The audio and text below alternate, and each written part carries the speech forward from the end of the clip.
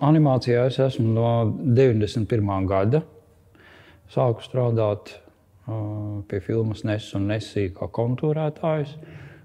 Tad pamazām pabeidzu Kultūras akadēmiju, kino režijas kursu, pirmo pie Anša Hepnera.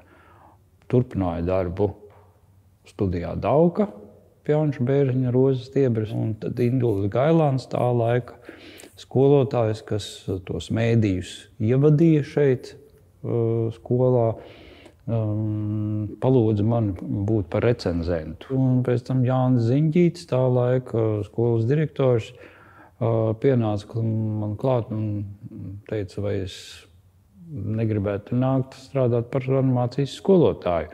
Īsti nezinot, kā notiekās šīs te apmācības process, kādā veidā tas viss notiekās. Vienkārši sāku strādāt un sapratu, ka viss ir kārtībā, viss notiek.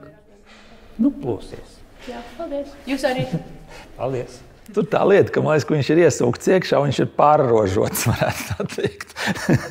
viņš ir kļuvis par tādu Rozīšu Saeimas neatņemamu sastāvdaļu. Ļoti daudzas jau tās paudzes caur viņu ir izgājušas.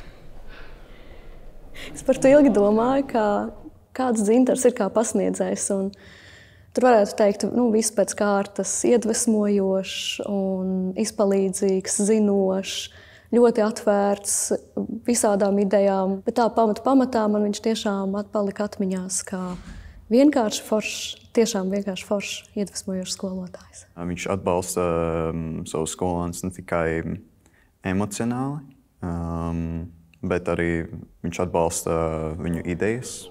Tās nekad nenoliedz, piedāvā arī citas. Izskatās labi.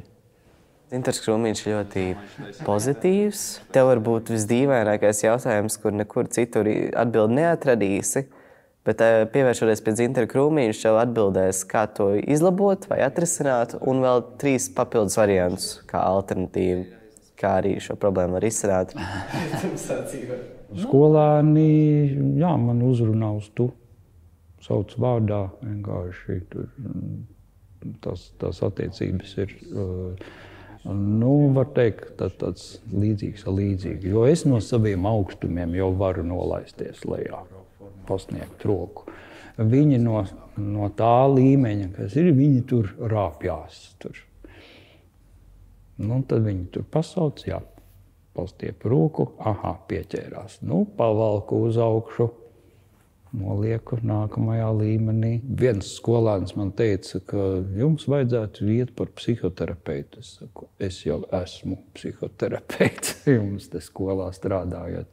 Jo bez tā arī nevar iztikt. Man liekas, ka drīzāk mēs taisam cilvēkus. Galvenais, lai tam cilvēkam ir labi, viņš atradis savu vietu, viņš dzīvo savā komforta zonā. Visvairāk es vēlos viņam pateikt paldies par to iedrošināšanu. Viņš bija viens no tiem pedagogiem, kas tiešām gan man, gan es zinu arī citiem maniem klases biedriem deva to ticību sevī, iedrošināja, ka nav jābaidās. Jo mēs, es nezinu, varbūt par citiem es nevaru tik ļoti spriest, bet es tajā laikā nedaudz baidījos un neticēju, ka kaut kas varētu arī sanākt.